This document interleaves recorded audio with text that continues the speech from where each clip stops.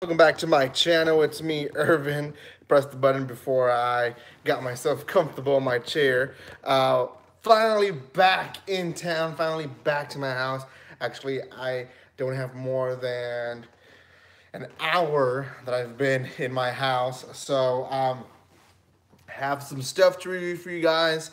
I did watch some, not a lot, and I did read some, not a lot, because I was visiting my parents and my siblings, and I put priority in that. So I wasn't really putting a lot of effort in getting stuff done. Even though I decided that I didn't really read that much. But I do have a new manga review that I'm going to be reviewing chapter by chapter. As of right now, there is 10 chapters.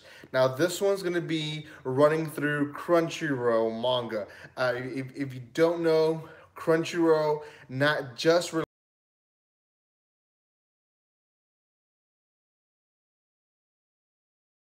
well, that word, but also manga. They translate the manga at the same time as the Japanese release. They try to release at the same time chapters. So this manga that I'm reading is Murder Incarnation. Now, I haven't done much research on it on the fact that if it's still running or has already finished. All I know right now is that there's 10 chapters in Crunchyroll. It is not being translated currently, but it could be still ongoing. Not sure yet. Okay, little synopsis on this one. Essentially, well, I mean, it's the first chapter, so let me just explain to you what the first chapter is about. It starts pretty dark. It starts at a funeral. A girl is in her sister's funeral. His sister just passed away, and she committed suicide. And I mean, her parents are sad. She is sad, and her dad kind of tells her, "I mean, this is strange. She was doing well. She was a happy kid. She had just passed her exams for college. It's weird that she committed suicide." So she kind of has flashbacks throughout the first chapter of her sister, and that's the first one of her seeing her reaction with, yeah, I want to keep going, keep studying. So I mean, everyone's kind of confused of why she committed suicide.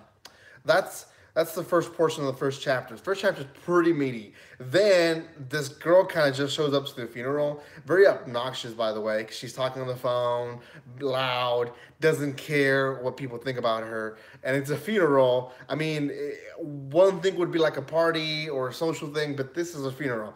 Anyways, she takes the girl out and tells her, hey, what if I told you that I can bring your sister back? What do you want me to? She kind of blows her off, and that's for that for now. The next portion of the chapter is her having flashbacks of how kind her sister was, how protective she was of her, how much she loved her, and then the chapter moves on with a friend of hers saying that he has some proof that it wasn't actually a suicide. Someone actually murdered her, and it was this girl with her friends. A little bit moving forward to the chapter, the girl comes back essentially and gives her the same offer. She finally accepts it, and she says, "What do I have to do?" And she says, or she tells her, "You need to kill 3 people in less than 24 hours for me to resurrect your sister." So at the end of the chapter, she is about to kill someone, and she had decided to kill the 3 people that were involved in the murder of her sister. So she decided to kill them, and she bought a knife. She's about to kill the first victim. Well, at least try to. I'm not sure if she's actually going to do it. But as of right now, she actually waited up to the last 2 hours. So, few things on the chapter. I jumped around on my description because one, I don't want to ruin some things, and two, you guys can go read it on yourselves. This is a review after all. What do I think about it?